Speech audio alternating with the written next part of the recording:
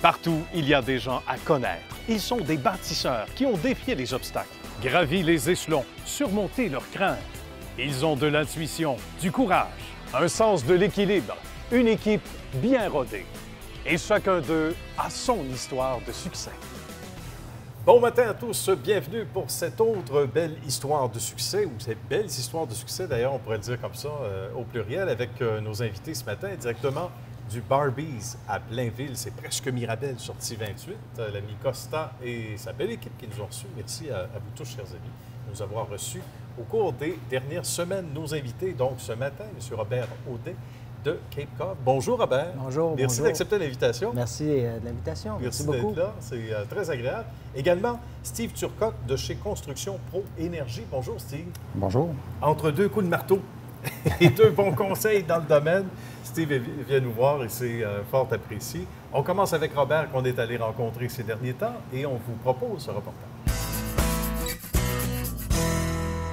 Avec Robert Audet chez Cape Cod. Et Robert, aujourd'hui, merci de nous recevoir ici, dans vos bureaux. Il y a plusieurs nouveautés pour l'entreprise. L'entreprise qui existe quand même depuis plusieurs années. Ça fait combien de temps que vous avez démarré l'entreprise? L'entreprise, vraiment, a démarré en 1999, mais vraiment, pour la gestion de portefeuille, ça a débuté en 2014. Donc, presque 5 ans en janvier 2019, donc pour l'instant. Mais un gros événement s'est produit l'année dernière, au mois de décembre. Je me suis associé avec une équipe qui était dans le courtage. C'est une bonne équipe, c'est dynamique, c'est plaisant. Donc, ça a fait un gros changement dans Cape Cove pour que, justement, ça devienne ce que c'est aujourd'hui ou ce que ça va devenir dans les années qui s'en viennent. Là. Pourquoi avoir choisi ce domaine-là en 1999 quand vous avez décidé de partir l'entreprise? Bien, moi, j'ai toujours été dans le monde bancaire. J'étais associé aux devises, donc j'ai toujours travaillé pour les banques jusqu'à environ 5 ans. Okay. Et puis, donc, une carrière d'une trentaine d'années, justement, dans ce domaine-là. Mais je voyais que, éventuellement, comme toute belle carrière, il y a des croisées des chemins qui se produisent. Et puis, j'ai décidé de partir de ma propre firme, de faire de la gestion de devises au niveau des clients qui avaient un besoin dans ce sens-là. Et donc, devenir un gestionnaire de portefeuille avec des portefeuilles, justement, en devises. Mais c'était très spécialisé et puis une demande a fait que je me suis associé avec d'autres gestionnaires qui faisaient aussi la gestion plus traditionnelle. Oui. Et puis, j'ai vu que ça allait aller très bien.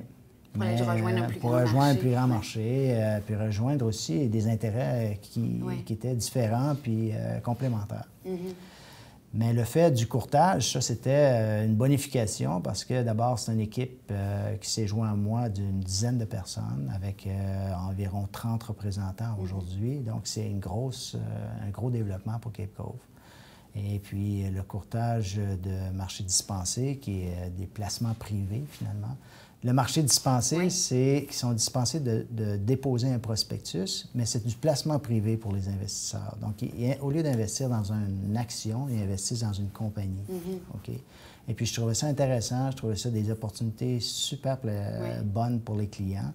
Et puis, donc, c'est là où je me suis associé avec ce groupe-là. Et puis, je ne regrette pas du tout, au contraire. Ça a fait une équipe. Moi, je suis une personne d'équipe. Je suis un gars d'équipe. Et puis, j'apprécie leur présence depuis décembre dernier. Et puis, on fait beaucoup d'avancées, on avance. Et puis, on fait des bonnes affaires avec les clients, pour les clients aussi. Donc, c'est ça qui est important. Et là, bien sûr, avant de vous lancer en affaires, vous avez été, pendant 30 ans à l'emploi dans le domaine financier. Comment ça a été de faire le saut, de passer d'employé à employeur? Finalement, comment vous l'avez vécu? C'est un processus qui est quand même, je dirais, qui ne se fait pas sans heures. Donc, autrement dit, c'est un processus qui prend plus de temps qu'on pense. Au départ, on pense que tout va bien aller rapidement, mais finalement, ça prend quand même assez de temps. Donc, je dirais, depuis 2014, janvier 2014, ça fait quand même presque 5 ans, il y a eu des hauts et des bas.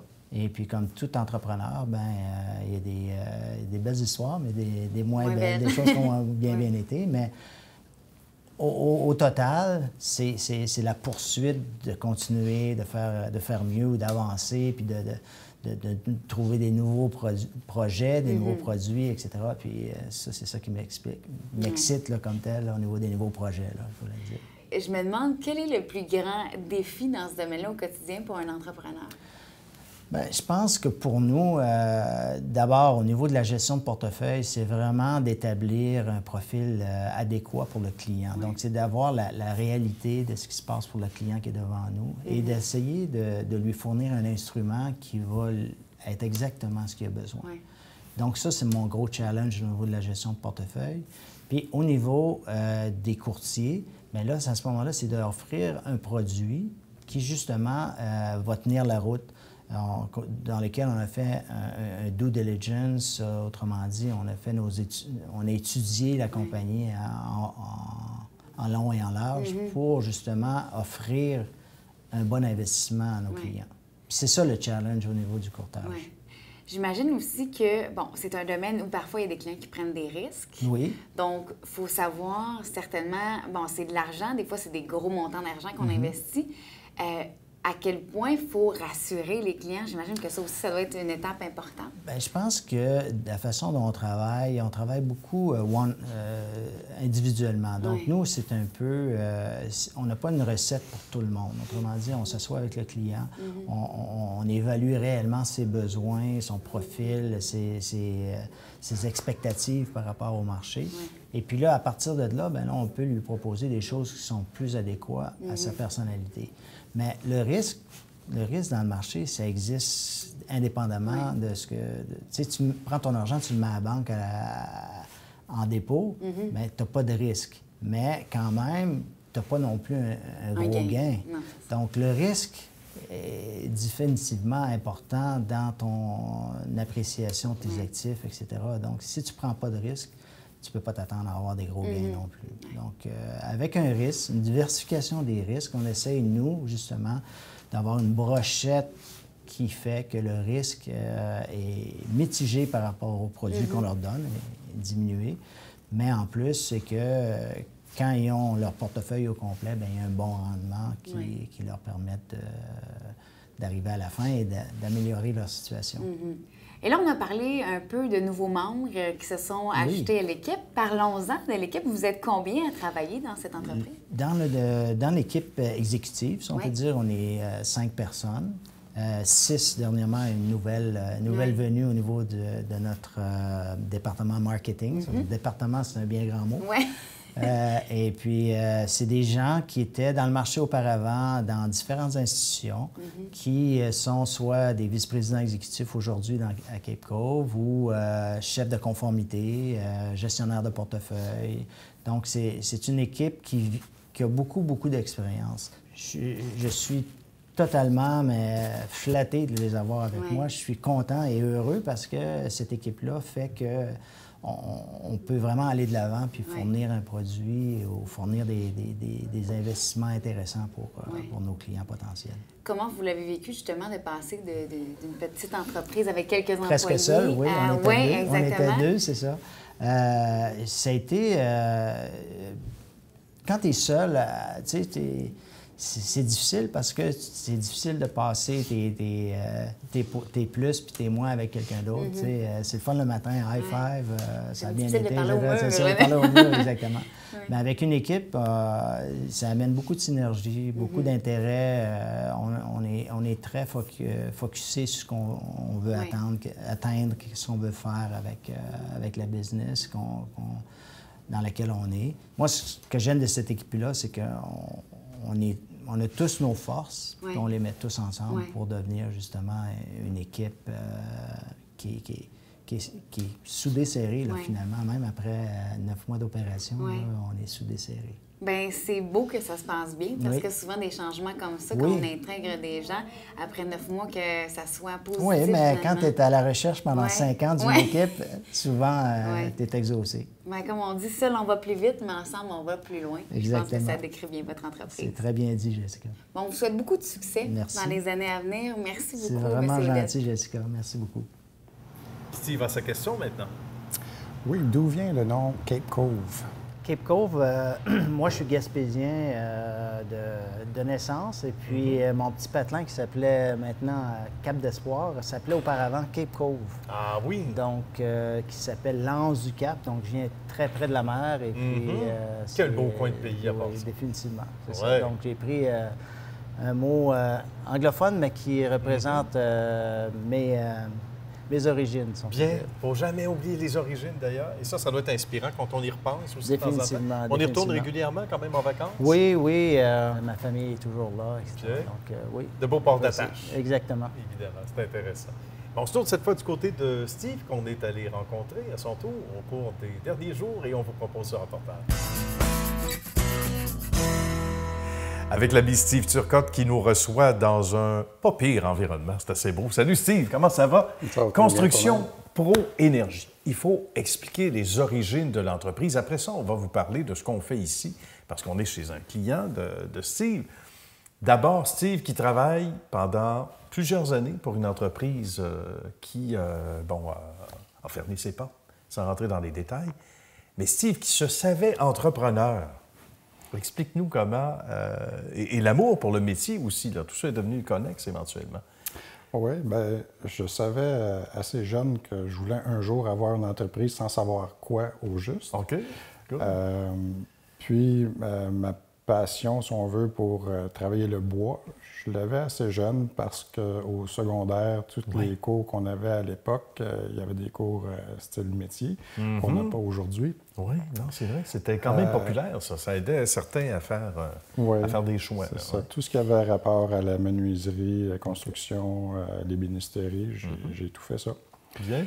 Pour terminer à la fin de mon secondaire avec ma carte en santé-sécurité au travail pour la construction. Bien, la base quand même. Oui, mais finalement, les choses ont fait que j'ai pas été vers la construction, mais plutôt vers la comptabilité et ensuite différents métiers en usine. Il y a quand même un retour, un juste retour. On disait des fois, c'est des événements malheureux. Une entreprise qui ferme ou qui s'en va, peu importe les résultats. Mais c'est comme si on n'avait pas le choix. C'était l'avertissement, on le voit comme un avertissement de l'au-delà ou d'ailleurs. Comme quoi, là, c'est le temps de se lancer en affaires? Oui, c'est ça. J'avais pas... après toutes mes expériences, je me disais, bien, le temps passe vite. Ouais. Puis c'est là, il faut agir. C'est pas dans 10 ans, dans 15 ans. Faut le faire maintenant. Faut le faire. Faut juste se lancer et le faire. Évidemment, en partant à zéro, j'ai voulu cogner à des portes pour essayer d'avoir de l'aide, mais ces portes ne s'ouvraient pas facilement. OK. On a déjà entendu ça. Oui. Donc, l'échelle, avant de grimper dedans, je l'ai construit moi-même, puis ensuite, j'ai grimpé dedans. Je suis allé travailler pour un entrepreneur en construction, où j'ai commencé à la base, puis j'ai fait toutes les heures qu'il fallait pour avoir mes cartes de compétences à la CCQ, jusqu'à passer mes examens de charpentier, menuisier, compagnon, qui est le plus haut niveau qu'on peut atteindre. Tout à fait. Et aussi faire mes classes pour aller chercher ma licence d'entrepreneur à la Régie du bâtiment. J'ai commencé, par contre, en tant qu'entrepreneur spécialisé. Parce qu'à ce moment-là, il y avait un bon marché dans la construction. On pouvait se spécialiser dans un domaine en particulier, avoir du travail à temps plein. Les années passent, ça va bien, la réputation est là, et l'excellence du travail aussi. Donc, le mot se passe, mais le marché change. Là, tu es obligé d'agrandir les ailes, on va dire comme ça, d'ouvrir les ailes davantage, donc d'offrir autre chose, d'être multidisciplinaire. Est-ce que ça a fait peur au début où tu t'es dit, ben j'ai pas le choix parce que le marché demande ça, puis comme entrepreneur, il faut que tu t'ajustes, tu n'as pas le choix? Là? Au tout début, je peux pas dire que ça m'a fait peur.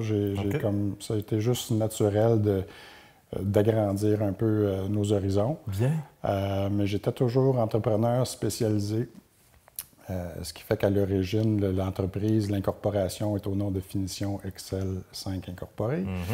Et étant donné que je voulais faire plus de choses, il me fallait absolument avoir la licence d'entrepreneur général aussi. Ah, OK, ça allait de soi, ça. Donc, je suis retourné sur les bancs d'école et j'ai fait ce qu'il fallait faire pour aller passer les examens, devenir entrepreneur général et spécialisé. Good. Et à ce moment-là, ça m'a permis de pouvoir faire des rénovations de toutes sortes Mais je dirais qu'il y a eu, c'est sûr, un moment où je me suis questionné à savoir, étant donné que le marché a beaucoup changé de 2001 à aujourd'hui, est-ce que je fonce vraiment, puis que je mets toute la gomme, puis qu'on va chercher tout ce qu'on peut faire, ou j'arrête tout ça là. Mais mon esprit fonceur a dit non. Je dis, même si le marché est difficile, je fonce, puis un jour, les portes vont s'ouvrir, puis ça va bien aller. On va parler du cas ici parce que c'est assez spécial. Il y a pire lieu pour faire une entrevue. C'est splendide. On est dans l'ouest de Montréal, à Hudson spécialement, donc tout près de Saint-Lazare, un coin magnifique, et une maison magnifique à laquelle tu as contribué.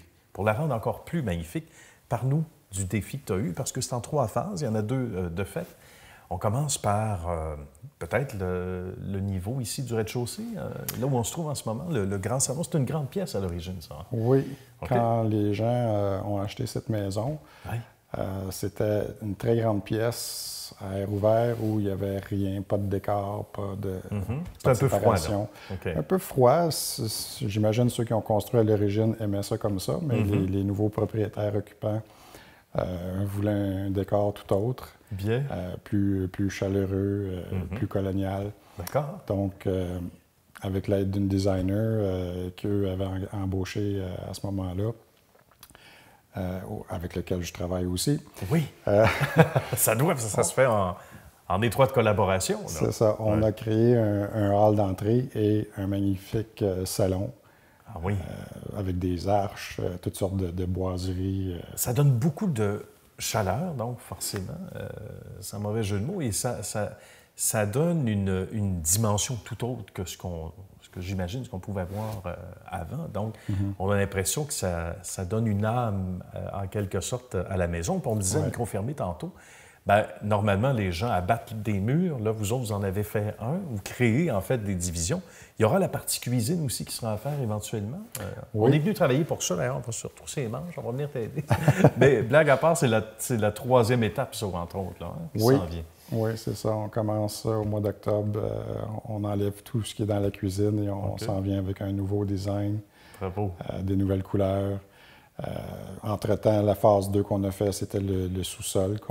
Parlons-en du sous-sol, parce que ça, il y a eu de la poussière pas mal jusque-là. Le plancher, parle-nous de ça, parce qu'il y a des gens qui sont chez eux en ce moment, qui ont peut-être ça comme projet, de dire, est-ce que le sous-sol, on peut maximiser l'espace? Est-ce qu'on peut agrandir, entre guillemets, par en dedans? Raconte-nous ce qui a été fait. C'est colossal. Ici, on a tout enlevé. Il y avait un sous-sol fini, mais pas fini dans les meilleures façons de le faire. Donc, on a complètement enlevé tout ce qu'il y avait pour se rendre jusqu'au béton, autant au plancher que la fondation, les murs. Le plancher, on a gagné environ 2 pouces parce qu'il avait créé un sous-plancher, mais mal fait, qui avait créé des moisissures qu'on a dû éliminer. Mais c'est une bonne chose dans les faits parce que là, on repart à 9. Donc, 2 pouces dans le bas, puis au niveau du plafond? Puis on a gagné environ 4 pouces au niveau du plafond parce que les gens avaient fait un plafond suspendu pour passer les choses par-dessus les poutres. Mais nous, on a intégré tout ce qui était filage, tuyauterie dans les poutres. Donc, on a gagné presque un pied. Est-ce qu'on se sert justement de ce type de projet-là, outre le fait qu'on a le bonheur de réaliser l'entrevue ensemble ici, mais comme belle carte de visite aussi, parce qu'il y en a des projets qui sont aussi colossales en termes évidemment, d'envergure, d'importance. Mais est-ce qu'on se sert de ça en se disant, regardez ce qu'on peut réaliser? Il y a une fierté. Absolument, parce que on est dans notre 14e année en affaires. Bien. Puis, j'aurais pas pu m'imaginer au début que je serais rendu où je suis là. Mais j'en suis fier, puis j'espère aller encore plus loin dans le futur. D'autres projets qui mijotent. Oui, certains. On les reconnaît, les vrais entrepreneurs. Merci beaucoup, mon cher Steve. C'était un bonheur. Salutations à ces gens qui sont fort sympathiques et nous ont permis de réaliser l'entrevue ensemble aujourd'hui ici. Merci. À très bientôt. Robert a sa question à son tour maintenant pour Steve. Steve, quel genre de particularité t'offres à tes clients dans ta compagnie de construction? Nous, on a un service qui est assez sur mesure pour le client, toujours un service professionnel. On est toujours à temps dans nos délais, ce que les clients apprécient beaucoup. Les autres choses qu'on a de particularité dans notre entreprise, on a une mission sociale qui est d'aider une petite école qu'on a près de chez nous, près de nos bureaux d'affaires. Quand les gens, des fois, ont des objets qu'ils veulent recycler, qu'on peut vendre, puis les fonds s'en vont à la petite école. Aussi, ce qui est très particulier, c'est notre équipe d'experts qu'on a. Tous les sous-traitants qui travaillent pour nous, c'est tous des experts dans leur domaine respectif. Et ça fait une très belle compagnie ensemble. On fait toujours des résultats très professionnels. Une belle complicité, ça arrive. On arrive à faire de la magie. Définitivement. Un peu comme chez vous. C'est ça, exactement. Exactement. Notre troisième invité ne pouvait être avec nous ce matin. Il a été retenu à l'extérieur, mais on vous présente néanmoins le reportage qu'on a réalisé avec lui. On a le bonheur d'être accueillis par Armand et Joanne chez Garde-robe Gagnon. Bonjour, messieurs, dames. Hey, salut. Merci de nous recevoir. C'est très gentil. Le défi, ça va être de faire ça en quelques minutes seulement. Oui. Une belle histoire. Tout le monde connaît Garde-robe Gagnon. Ça fait 20 ans. Ça a commencé comment? Ça a commencé, écoute, moi, avant, j'avais une compagnie d'armoire. J'ai été bout de temps sans faire... J'ai fait d'autres choses de rénovation. Puis à un moment donné, mon frère qui était en Australie, qui travaillait pour California Closet, m'avait dit « Tu devrais faire des garde-robes au Québec. » Puis l'idée, moi, je cherchais un produit innovateur au Québec. En fait, les garde-robes, ça a commencé comme ça. Bien. Et il y a 20 ans, c'était pas tout à fait le même look qu'aujourd'hui, forcément. Bien, c'était le même genre de produit. Disons, aujourd'hui, il y a plus de choix de couleurs, il y a plus de fling-flang qu'on met après. Oui. Mais c'est toujours le même produit. C'est un produit de base, c'est pour améliorer la vie des gens, en fait. Doubler l'espace, maximiser l'espace, sauver de l'argent sur les meubles, ainsi de suite. Et ça, c'est intéressant. Et Joanne aussi, tout comme vous, Armand, en sait quelque chose. C'est qu'a priori, quelqu'un qui ne vous connaît pas dit, bon, ben là, c'est bien beau, là, mais on a d'autres dépenses à vendre, on a d'autres choses à faire que du rangement. Mais à partir du moment qu'on met les pieds ici, on comprend tout. C'est ça. Ça, vous avez eu des réactions à travers les années assez incroyables. Est-ce que je peux te rajouter quelque chose? Je dirais que c'est un travail de pionnier, parce que la plupart des gens ne connaissent pas ça, du rangement structuré. Ils sont habitués avec une pôle, une tablette. Donc, c'est faire connaître le plaisir du rangement structuré. Le matin, quand tu te lèves, tu rouvres ton garde-robe, là, toutes tes choses sont placées à la bonne place. Mais c'est pas tout le monde qui connaît ça. Mais c'est très rare que les gens ils retournent à la tablette et la pôle quand ils ont connu nos produits. J'imagine, c'est évident. Oui. Fait que des fois, ça commence par un petit garde-robe, puis après ça, on fait toute la maison. Ah oui? C'est extraordinaire. Et le rapport avec le client est important. Quand on sait que vous allez jouer sur la qualité, et favorablement sur la qualité de vie de ces gens-là, les gens doivent vous remercier au centuple. Ça va être extraordinaire. Et il y a des liens d'amitié qui se créent aussi avec la clientèle. Exactement. On a tellement de bonnes remarques de nos clients. Ils nous appellent, ils nous écrivent des courriels, ils félicitent nos représentants, ils félicitent nos installateurs. À toutes les semaines, je te dirais, on a des commentaires. C'est important, l'équipe. C'est ça, l'équipe, en fait. Parlons-en. Oui, en fait, tu sais, écoute, quand j'ai commencé, j'étais seul. Après ça, mon garçon, puis maintenant, on est 19. Alors, il y a 19 personnes qui contribuent au succès de la compagnie. Alors, tous ces gens-là gagnent leur vie puis aiment leur travail. Alors, puis c'est un produit québécois, comme je te disais. Mais voilà. C'est vraiment super d'avoir un produit comme ça ici. Et l'esprit d'appartenance, ça nous revient là aussi. Je disais tantôt au centuple, je pense que l'expression est peut-être bien choisie aussi. On sent qu'il y a un esprit d'appartenance. Les gens ne sont pas lassés de venir travailler ici. Et pour vous, l'équipe, c'est important. À preuve, au-dessus de nos têtes, votre espèce de Hall of Fame. Oui. Ils ont une place de choix. C'est comme une équipe de hockey, tu sais. Oui. Tout le monde participe au fond. Justement. C'est très important. Très important. Puis les gens sont tous contents faire partie de l'équipe. Il y a bien des gens qui envient mes employés. Tout à fait. Alors, on ne peut pas avoir 6 trios sur la patinoire. Non, exactement. On prend 4 pour faire une analogie avec notre merveilleux hockey qu'on adore. Caroline, Claudine et Mario nous reçoivent chez Garde-robe Gagnon. Bonjour à vous trois. Bonjour. Merci de nous recevoir. Vous êtes très aimables. Comme ça, dans l'entrée, on vient vous visiter. On a hâte d'en savoir davantage sur Garde-robe Gagnon.